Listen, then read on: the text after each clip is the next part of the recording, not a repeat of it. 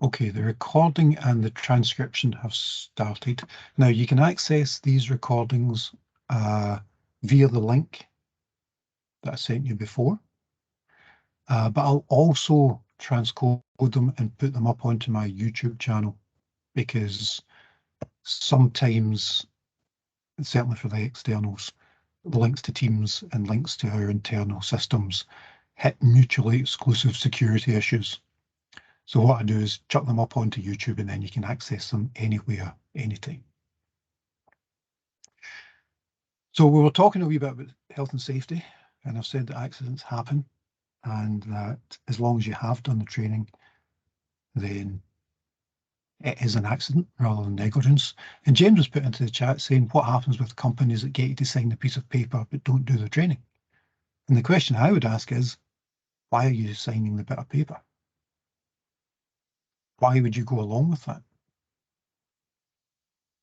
Because I certainly wouldn't. And if you have a company that does that, they are breaking the law. And I certainly understand there's a threat of firing. I certainly understand there's an issue with some unscrupulous companies that would do that.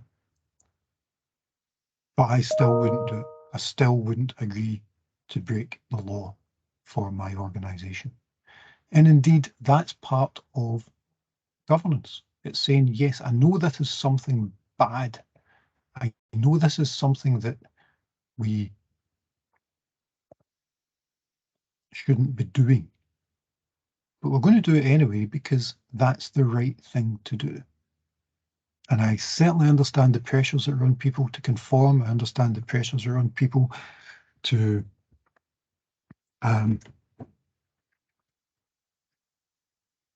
do as they are asked. But I wouldn't do it, and more to the point, given that this is a governance module, any organisation that's doing that is not showing proper governance, quite the opposite. And of course, that's part of the reason we're here, to try and understand what proper governance looks like. So, directors have responsibilities. And as James has brought it up, it's not just directors that have responsibilities, it's other people as well. Everyone has responsibilities. And in fact, in the example that James brings up, if you sign a bit of paper, say you've had the training, and you fall off your ladder, you're responsible. If you do something that you know is incorrect, you are responsible. Now, the example that you've got there is from America, just because I quite liked it and it was an IT thing. And in essence, it was someone who was fired. So they fired this person and then took away their access to the computers, rather than doing it the other way about. So between getting fired and leaving the building, this guy accessed the computer systems and deleted a whole bunch of files. Not surprisingly, sent to prison and fined. But here's the thing. Where was the governance in this? Where was the checklist about what to do when employees are removed? Where's the checklist that says remove access to computer systems? Where's the checklist that says remove access to physical sites? And you've all seen bad movies where, you know, they bring security guards saying into somebody's office saying they'll escort you out the building and we'll send on your stuff. And it is rather melodramatic, but in terms of what you should be doing, it is what should happen. I have literally gone back to organisations that I've worked with before, and they've called me back in. So I would have,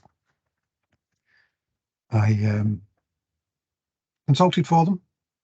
Clearly, I needed access to their systems. They gave me access to their systems. And I've been called back again a couple of years later, and I found out that my credentials still worked. I still had a login, I still had a password. I could still access their systems. Now, clearly there we're talking about IT. But where's the governance in it? Would you do the same thing with an employee access card? If you're working in a hospital, would you just allow anybody to keep their access card and get access to all of the hospital? If you're working in a closed building that you needed a card to get into, would you just say, oh, bye, and let them keep their cards, or would you take it off them? Would you make sure that the files are removed? There have to be rules in place for all of this stuff, whether you're a director or not. And let me give you an example of what might happen with that. So you are in a governance role. You're a director of a company, really big company. How are you going to proceed? Let's say, for example, that you own or are the director of a company that has dozens of outlets. You can't be everywhere.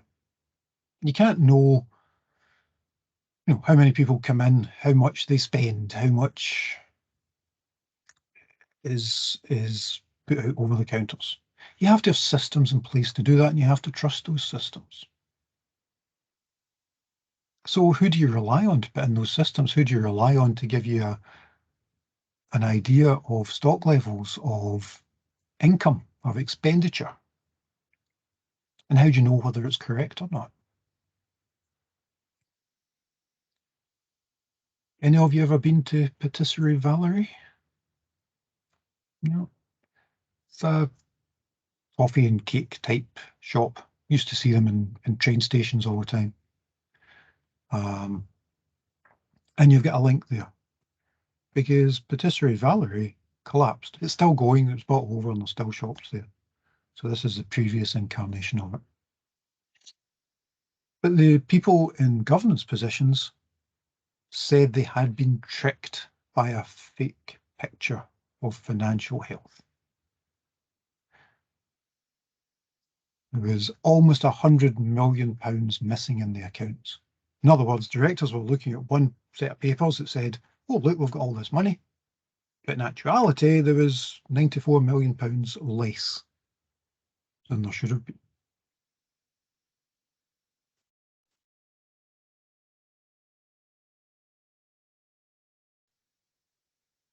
We have issues of governance. Whoever was responsible for finance, did they get it wrong? Did they get it wrong by mistake, or did they get it wrong deliberately? Organisations have things called auditors. In other words, there's a third party comes in, checks over the accounts and says, yeah, they're fine. In this case, it was Grant Thornton. Why didn't Grant Thornton notice this money missing? Now, the explanation given by the organisation is that the financial director, and I need to be really careful, particularly as I'm recording this, because I think the court case is still ongoing. His explanation was that the financial director deliberately tricked them. He falsified accounts. But the problem we have here is of a complete failure. We have directors who were told how the business was working. And of course, directors are in a governance role. And the picture that they got of the health of the organisation was incorrect. And the reason it was incorrect, according to those reports, is that one person, in this case the financial director, had complete control over the statements. No one else in the organisation checked them. Now think about that in an organisation that big. This wasn't a corner shop. This wasn't your local Taekwondo club where you're counting up the subscription money and it's a couple of £100 a year. This is a place with dozens and dozens of shops with hundreds of millions of turnover, and there was one person responsible for creating the financial accounts and nobody checked them. That sounds to me like a risk, and allowing that risk to happen was a failure of governance. And because that happened, they misstated the financial accounts. They were not compliant with the law. The failure of governance allowed an unacceptable risk, leading to a failure in compliance.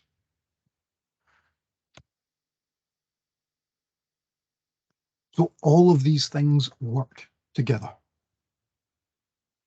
This isn't, you do governance and then you do risk and then you do compliance.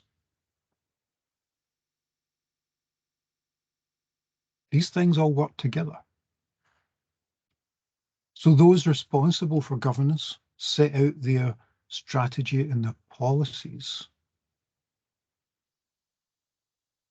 Management will then try to understand the risks involved in that and all the different business units.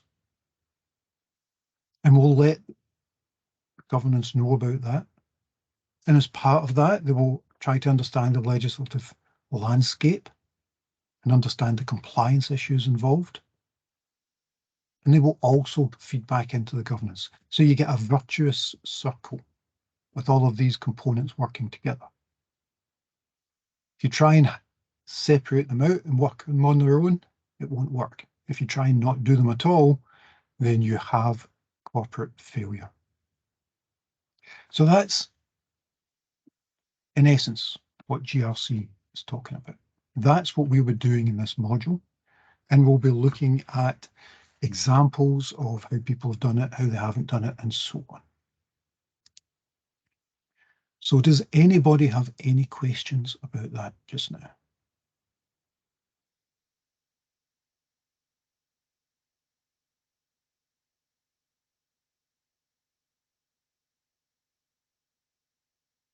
He says, pausing in case somebody's typing something into the chat.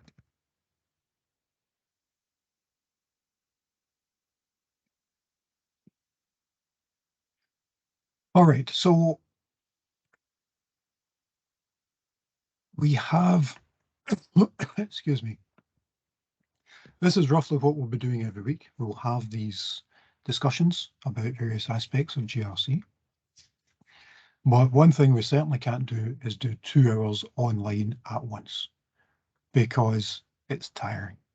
So I'll try and make sure that we have breaks, and that's what we're going to have just now. So you will be interested in how I'm going to assess this module. But before we get to that, what I want to do is allow us to take a break, get up, walk around, grab a cup of tea. Don't take coffee. Coffee's horrible. Ugh. Get tea. So get up, grab a break. We will take 10 minutes. 10 minutes, okay? Okay. So we'll take 10 minutes and I'll see you back here in 10. Okay, thanks.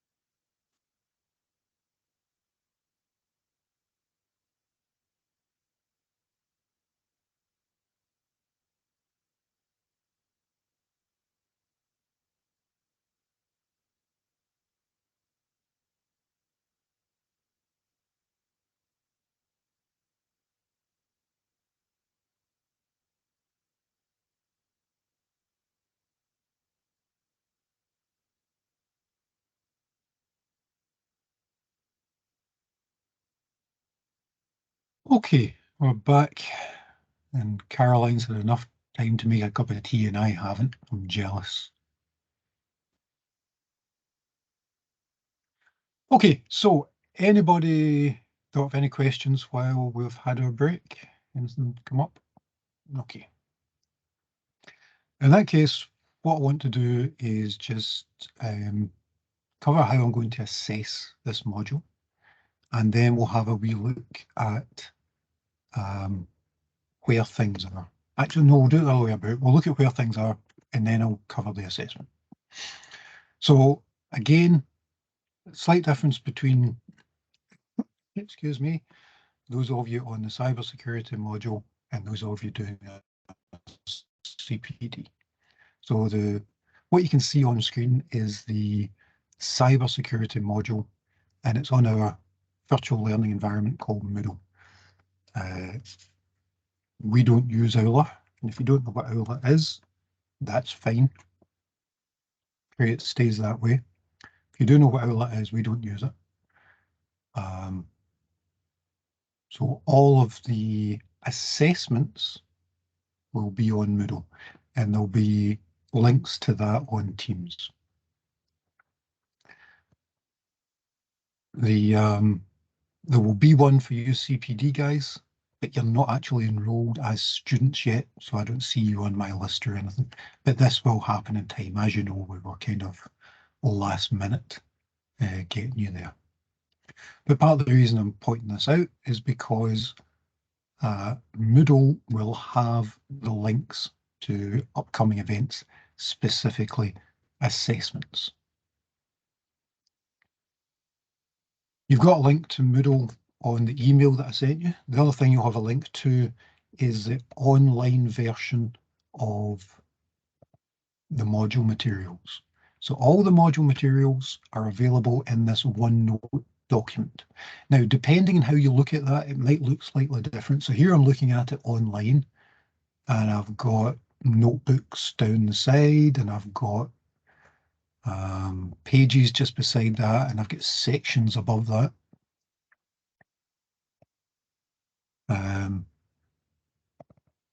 There's the desktop version of it.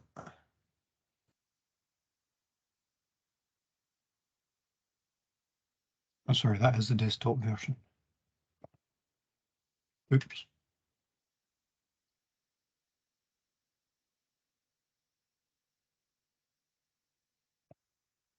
Here is the online version of it.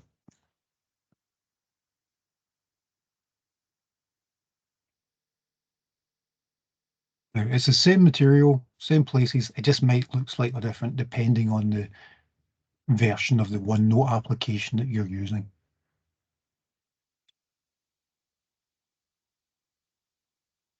Come on. So you can see it's the same stuff, starts in the same way, but instead of having tabs along the top, there are tabs down the side. So it's sections, pages, and the information. Doesn't matter, just play around with it, you'll soon catch up. Ben's saying he doesn't have a GRC class in his Teams. Now, I did send you an email on Friday, I believe, giving you instructions for how to join the team.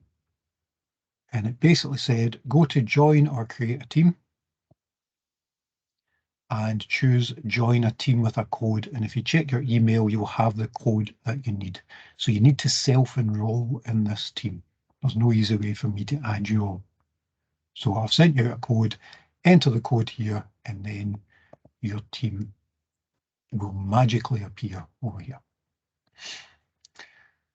Now, I've made two different channels here, one for level 10, and that's you cybersecurity guys, and one for level 11, which is the CPD people. They look very similar. So there are tabs for Moodle, module materials, and student information. And there's the same thing in level 11, tabs for Moodle, module materials, and student information. The only reason I'm doing that is because there are slight differences. You can see that one's at level 10, which is our honours level, and one at level 11, which is our master's level. So there are slight differences. Don't worry, I'll explain any of those as they come up. The vast majority of the material will do both of you, but where there are differences, I will point it out. And the other reason I've set two different channels here is so that if we have specific things about either honours or about the CPD, we'll post it in these particular channels. So if it's general stuff, like the class is starting, I put it in the general thing, but if it's specific things, I'll put it in the specific channels. All of the material that you will need is all on the module materials, and it's all there from the start. Okay, I haven't hidden anything. I won't suddenly surprise you with, oh, by the way, everything is here from day one, which is why I sent you out the email maybe 10 days ago suggesting that you read through the documents. So all the stuff is there. All the different sections are there, and we will work through them in this order, from preparation through to control. But again, we won't do legislation. That's for you to do yourself. For cyber, it's just a repeat of what you did last year, so it's the same stuff. For CPD, it may be new stuff. So what I've done is I've left some time towards the end of the module where you can ask me questions on it, but I won't cover the materials. For external CPD people who want to join the team, you may have an issue. The code won't work because you need to log in to the University of the West of Scotland. So if I drop this down, you can see that I've got multiple different logins. Clearly there's a UWS one, but I do some work with Microsoft, so I've got a login for Microsoft. I'm an external examiner for other universities, so they give me a login to their network. So what you will need to do once you have your student details is you'll need to come here, add a new account, then you can switch to it and add it. But you'll need to log in using your student details. If you try to use the code just now, Caroline, David, all that will happen is you'll be trying to join a team on your own system. So you need to wait until you've got your student login, and then you can log into Teams using that and then use the ID. But as I said to a couple of you on email, that's part of the reason I sent out the welcome emails. So you can still get access to the module materials. So these things here, even though I've got them in a tab in Teams, just for ease of access and having everything in one place, it's the same link that I sent you in the email. And it's the same with the CPD stuff. So I sent you a link to the module materials and you'll be able to open them without any login. If you can't see those, let me know, but I'm 99.999% confident that you'll be able to just click on that and see the materials without any sort of login. That is how I've set it up, and it should work okay. So you're not missing anything by not being able to get into Teams just now. Okay, it's more about, as I say, this morning I sent out a restart in 15 minutes, so I sent out a wee reminder. So if you were logged in, you would have had that. So you're not missing anything just now. What we will use Teams for is discussions. So we will get you logged in, but don't worry about it just now. You're not missing anything just now. Okay. And David's getting access to the OneNote stuff. That's great. So you've got your materials. There's two different OneNote notebooks. There's the module materials themselves, and there's also the student information notebook. That's for general student information. There's access to all sorts of things here, including resources, so UWS resources, tools, which are internal and external tools, like, Microsoft Word Designer that will help make your document look good, that kind of stuff. And also, and I know that those of you at UWS will have done this, but those of you who are doing CPD won't, there's also stuff about referencing. So the information about referencing is in the general student document, and you'll want to have a look through that. And referencing is actually dead simple. All we're saying is, if you put something into your report that came from somewhere else, you have to tell us that it came from somewhere else, who it was, and what it was. Referencing is just the formal way of doing that. One of the things that we have is a referencing style. And for UWS, it's this one here, Cite Them Right, Harvard. And all the information about how to do that is all in this document. And the other thing I would say to all of you, if you haven't come across it yet, is this thing here, Mendeley Cite. Some of you might already have it installed in Word. For some reason, it should be installed in all student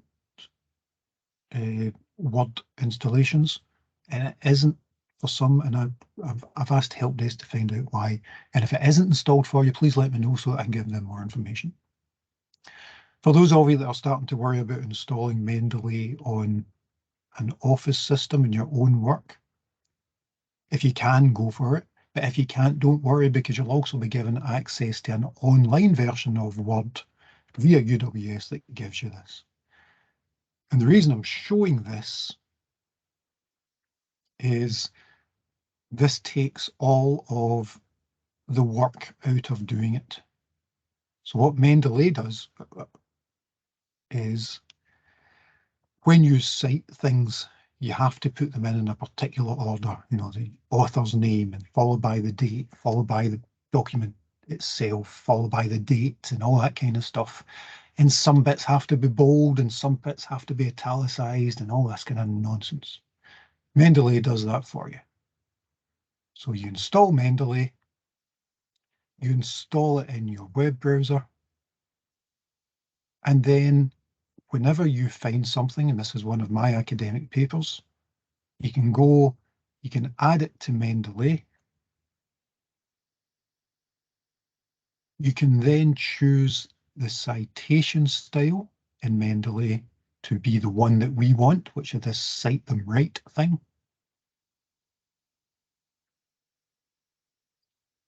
And then, let's get rid of this. And then within Word, you can go there and say, which references do you want? Choose them all and click a button, and it will insert them into your Word document at the end, and you will have your references all done. So it saves a lot of work when you're going through this. And I would recommend this to all of you.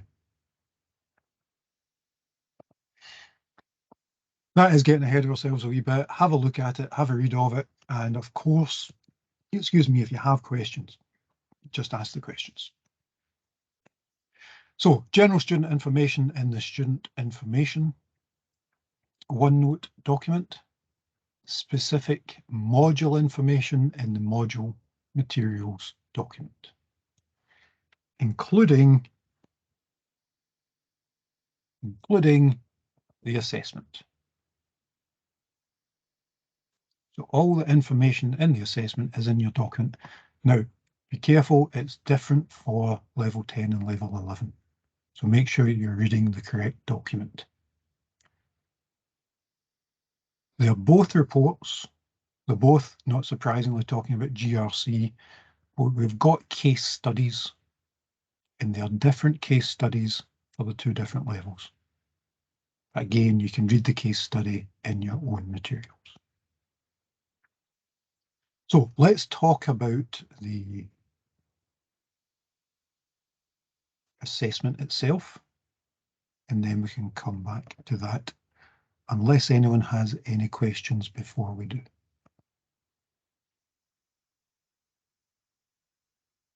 Yep, it's definitely a time saver, Ollie. Honestly, it just saves so much time. Sometimes it can be a wee bit of a pain getting it installed, and you do have to sign up for a Mendeley account, but you know, it takes 5 minutes and it'll save you an hours.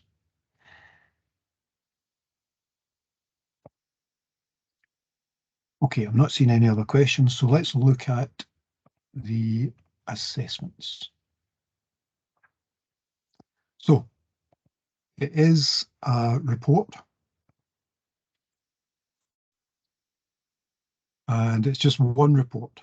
Well, it's kind of just one report, and I'll talk about that. And it's based on the case study that's in your module materials already. Make sure you've read through it, make sure you understood it, and if you don't understand it, ask. Now, the one thing I'll say is, if you're asking questions, don't send me an email, and there's 2 reasons for that. One is, there's a better than evens chance that if you send me an email, it'll go to my spam box. And I do check that, but not regularly, and I may miss something and that kind of thing. Best way to do it is put it on Teams. So in Teams,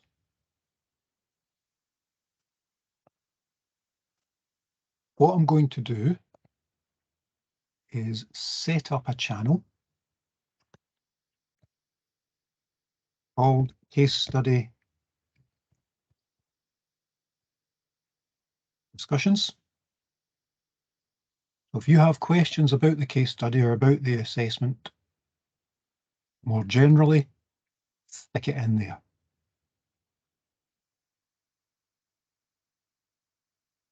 Actually, do you know something? I'm going to take that back. I'm going to delete that. I'm going to delete that channel. But the same thing applies. If you have case study discussions, use the channels for your level. So if you have questions about the level 10 one, put it in level 10. If you have questions about the level 11 CPD, put it in level 11. Yeah, because they are slightly different. So yes, I'm going to delete that. If you have questions about the case study, put them into these channels here. Just use the post and say something like,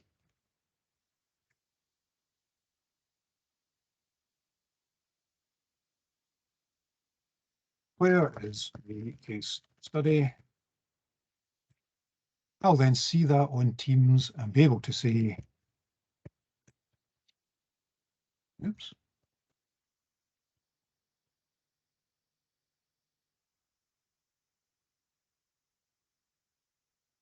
So I'll see it, and it also means that everyone else will see it as well. So it means that if someone asks a question, everybody gets to see the answer. So which case study is for level 11? So CPD students are level 11. That's correct. The slide stating level 10, well, actually what I've said is there are different case studies for 10 and 11. And Sally, the materials that I've shared to you are for the level 11 one. So case study for CPD is level 11. And you have those materials in the OneNote that you've sent. So here's the level 10. So comp 10 means it's level 10. And here's the level 11. Comp 11 means it's level 11. And here's the level 11 assessment with its case study. Is that okay, Sally? So they actually look very similar in terms of what's here. And my OneNote actually says comp 10075, not 11081, which is the level 11 you just said. Have I sent you the wrong one? Well, that's what I've got is 10075. So have I done that to everybody in CPD? Sorry. I'm glad we found that out nice and early. My apologies. So most of the stuff's okay. Let me give you the link right now to the correct one.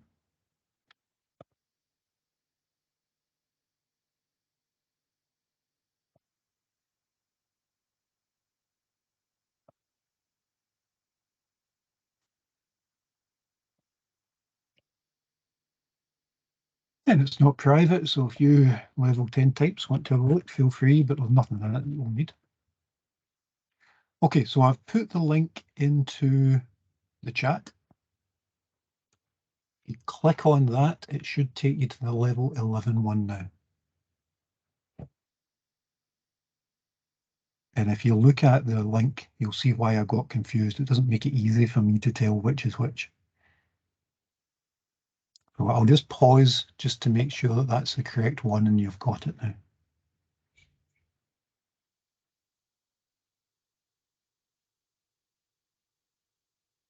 Yeah, I see Caroline nodding, so I'm assuming that's right. And yep, okay.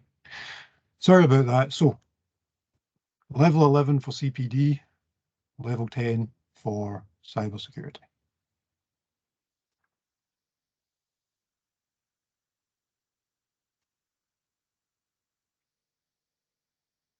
Okay, but the style of assessment, the schedule will all be the same. It's just as different case studies and different things that you have to do.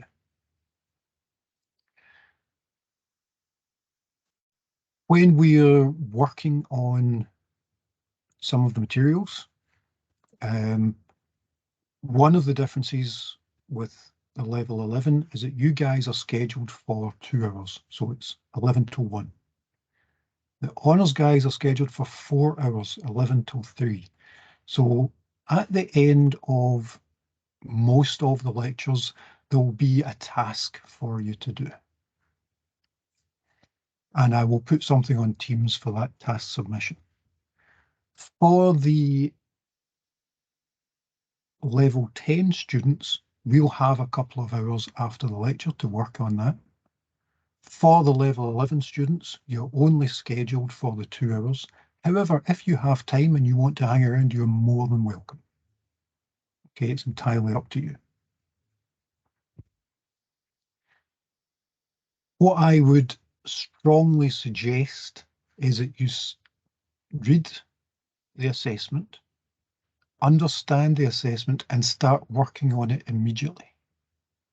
So don't leave it till submissions are due. Start working on it as soon as you can and update it as we work through the materials. The submission date, I'm going to show you a syllabus in a second. Submission date is on there and it will also be on Moodle. So where that big arrow was pointing, it'll tell you when it's due in. Now there's a slight change this year to what we've done before. Not in the assessment itself, but simply on the submission. And I'll show you that on the syllabus. What used to happen was we had one submission at the end of the module. But what I found was that even though we did what we call formative assessments, in other words, those tutorial things and I asked you to write up stuff, what I found was they were not effective in allowing you to understand any issues with your submissions. So it used to be we would have the final submission at the end of the work. What I did last time, and it worked well, is I split it up. So we're going to have 3 submissions. One for governance, one for risk, and one for the final assessment. These will be marked and you'll get the feedback. And one of the nice things about that is I will mark them as though I'm marking the full assessment. So for example, I'm just going to jump through. There's the marking scheme for the assessment. You can see that there's 10% for governance and 20% for risk. 70% and all the other stuff.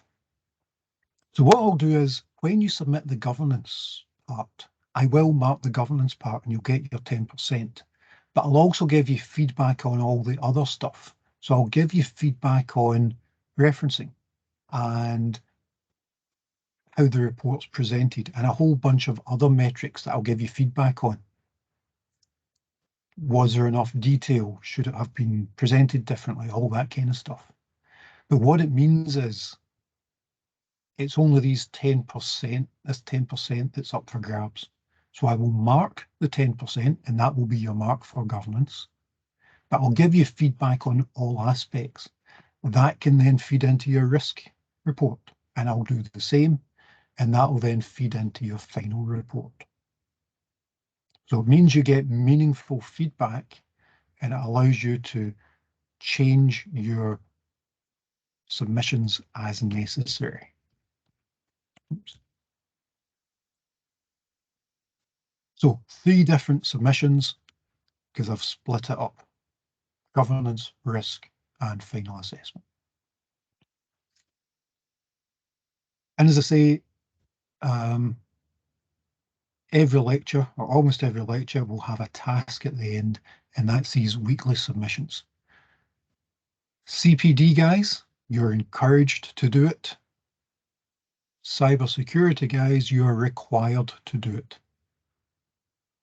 Okay, so if any of the cybersecurity guys don't submit this, then we'll be having a chat. CPD guys, I'm encouraging you to do it because it will help. It will help to get you into that rhythm of writing about creating things and about submitting them. But it's entirely up to you whether you do or not. Either way, I'm happy to give you feedback. I'm happy to answer questions. I'm happy to do any of that kind of thing. But please be careful of how you phrase the question. By which I mean you have an assessment and you know what the assessment is. You can't simply ask me a question, how do I do this assessment? Which can be roughly translated into, please do this assessment for me. Instead, you can ask me questions based on the materials that we're doing and based on the tasks that I give you to do that. And that will then feed into the assessment. So just think about how you're going to ask me the questions, and I'm more than happy to answer them, but I can't specifically tell you how to do the assessment. Otherwise, it wouldn't be an assessment. Okay.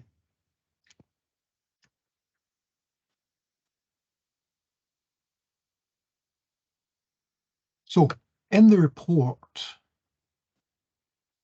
it's split up into the multiple sections, all of these different things that we are doing. Governance, risk, IT, GRC frameworks, compliance, control, legislation. So that's all split up. And for each of those sections, I'm looking for 2 things. I'm looking for a starting document. So once you start to read your case studies, you'll see that you are the GRC person, whether on staff or as a consultant, and you've been asked to advise your organization on what to do. So your first document is that advice. Having looked at Widget Corporation, here is what you should do, X, Y, and Z, because this will produce A, B, and C. This is quite common in this type of environment where you have a report. So the first part is recommendations. Here's what you should do, and if you want a small explanation to that, so that people who are looking at it can go, okay, so what are we making a decision on? We're making a decision whether to do this, this, and that. That's often followed up by a more complete discussion of the issue. So it'll talk about what it is you've been asked to do. It'll talk about the hinterland to that, how you make a decision, why you should make a decision, what the issues are for your particular organization, what that would then require in terms of your organization, and why you've then made the suggestions that you have.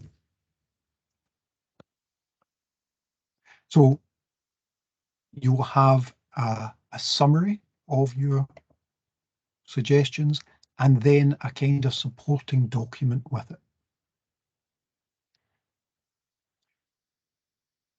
In other words, if anybody looks at that executive decision and it says, you should set up a health and safety committee. Well, that's a recommendation and that's fairly bold. And someone who's in a governance position might say, well, why should I set up a health and safety committee?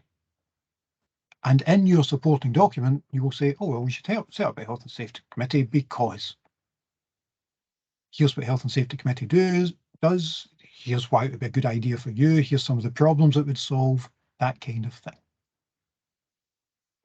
In other words, if anybody has any questions about your recommendations, they should be able to look at that document and go, ah, right, okay. That should be comprehensive enough that they don't need to ask any follow-up questions. There always will be, but that's the aim.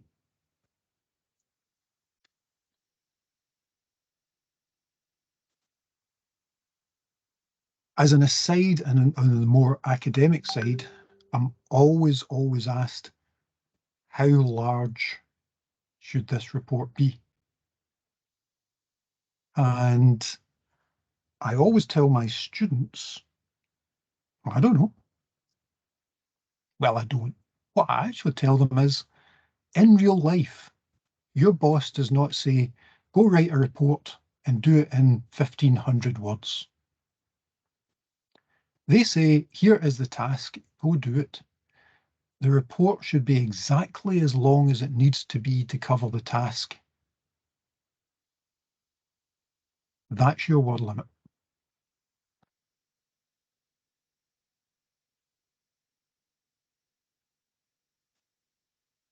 Jack's asking about the two smaller submissions. So the governance and risk submissions are those sections from the final report.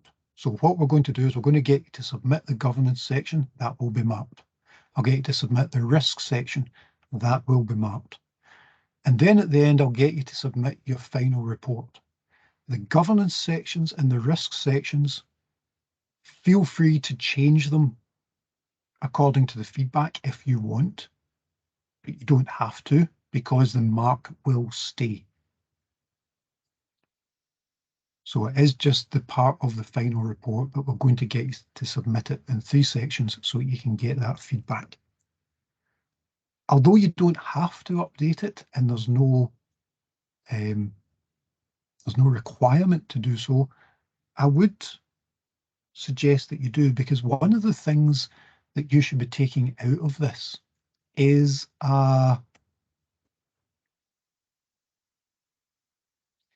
you should be taking out something that you can use in your career. So if you apply for a position that says, well, a key part of this role is doing GRC, you should be able to go, oh, no problem. Look at this report that I created for this fictional organization that shows you that I know all about it, that it gives you all the detail, that covers all the things that you'll need to know. So you should be using it as a calling card to say, yeah, I do know this stuff. So I would absolutely encourage you to update it, but you don't have to. So it is the governance section, it is the risk section, and then it's the final report.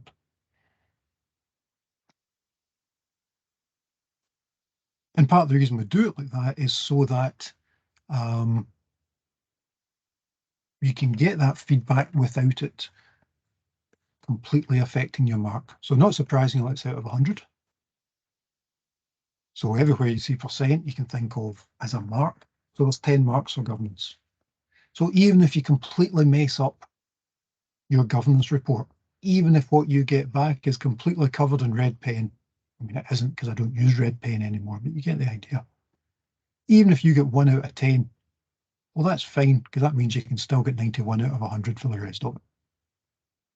Similarly, if you mess up governance and risk, well, you've still got 70% to go, so you can still get an A. And that's part of the reason I'm staggering it, to try and make it, try and give you a better feeling for what's required to allow you to do the best that you can. So 1 report, 3 submissions. And as Ali says, no excuse for not getting full marks. Absolutely.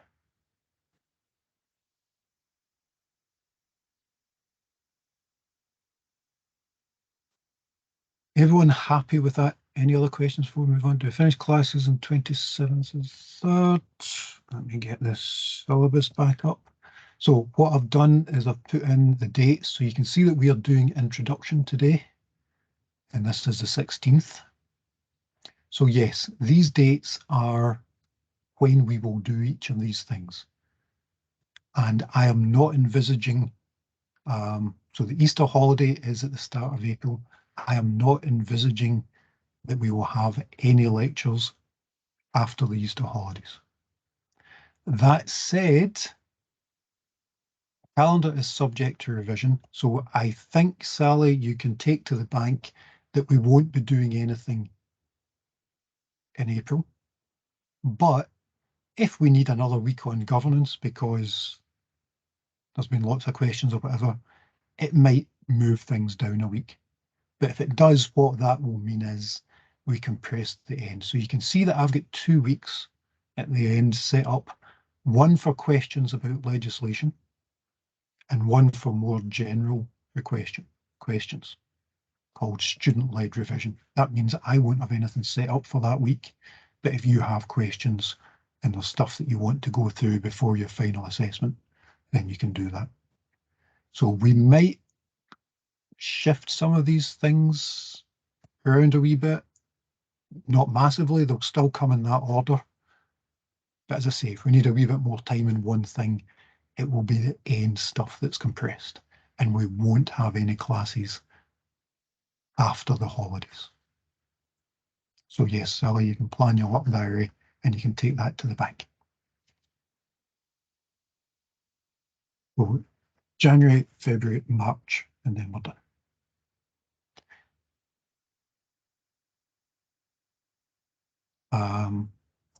Fortunately, Caroline, we don't have a task this week, so this is the induction week, so you don't need to access Teams to get this week's task. And you'll see that actually, see that it's yellow there and there's no yellow there.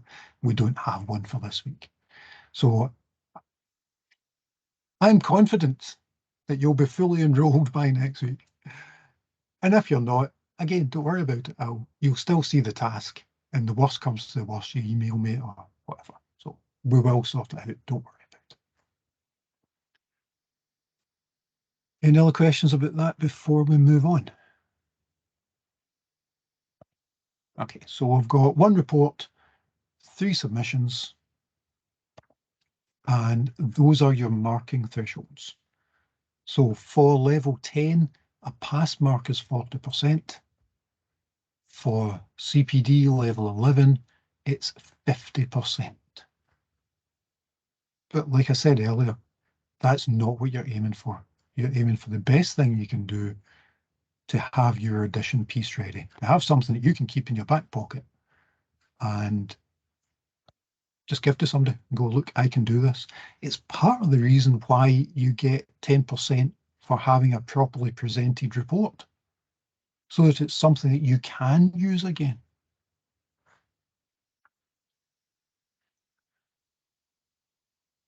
Okay, so when we're going through this, make sure you've read and understood the descriptor, because part of the reason that the assessments are the way they are is because of the descriptor that tells you what we need to do. And of course, this second bit, so the executive summary can be just that, and it doesn't need to be referenced, but the main document, because we're still in an academic setting, has to be fully referenced. And that's part of this module descriptor.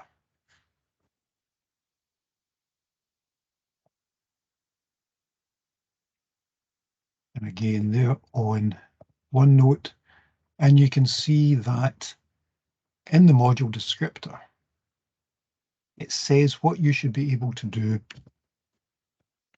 once you finish.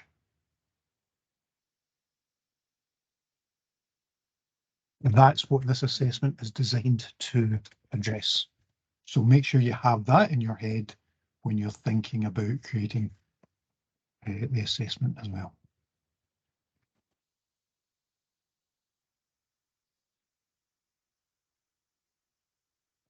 All the module materials are there, as we've already seen. All the sections are there, and as I said, for you cybersecurity guys, I need you to engage. As you well know, engagement is a key part of your student agreement, and because we're doing this online, you know, it used to be easy. Engagement was simple. You walk into a class and you say, "Are you here?" Problem with doing this online is that I can only see one person. Thanks again, Caroline. All the other people, as far as I know, are just initials on a screen. For all I know, you turned this meeting on at 11 o'clock and then went to Silverburn. I don't know. So I do engagement by these tasks. So if you're not doing the tasks, you won't have engagement and you'll have to speak to me and Sean. Okay, so that's for the cyber guys, not the CPD people. Cyber guys have to turn up all the time. Teams does at least let me know whether you've logged in. It lets me know how long you've logged in for and how much you've done. And if you guys don't attend, then you'll be removed from the module. And as it's a core module for cybersecurity, that's a big thing. So try and be late. You'll miss important stuff, not least the music that we start every lecture with. If nothing else, it lets me broaden your musical horizons. If we get nothing else out of this lecture, you'll start to understand Americana. So try not to miss the class. Try and make sure that you've read everything that's in the module materials because they're all examinable. In other words, there'll be stuff in there that I can't cover in the short time that we have available, but it's in the materials for a reason, not just because I wanted to make the document bigger. So make sure you follow those links, make sure you read them, make sure you do all that stuff. And of course, most importantly, if there's things that you don't understand, just ask me. That's why I'm here. If you couldn't ask questions, then what this introduction would be is, here's the module materials document. I'll see you in a week. I'll see you in 12 weeks for your assessment. But that's not what we're doing. We're here so we can help. So if you have questions, just ask. Although I would prefer that you ask here and now. At the worst, you know, something might have mulled over in your head and you ask me about it next week, and that's fine. Please don't come back in a month and go, well, I forgot to look at that, but can you just do it? Because we'll be miles ahead by then. I will still answer the question, of course, but please keep up with what we're doing. It will make it so much easier as we go through. And yep, Jack, no task this week. This is just an introductory week. And for you cybersecurity guys, we're actually not having the lab this week because we don't have a task. So this is just the introduction week. That's me. Are there any other questions?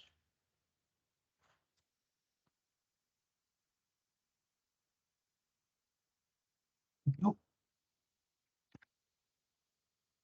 All happy. If you haven't yet done so, honestly, please read the documents. It will make everything so much easier. At the very least, read next week's. We're doing it in order.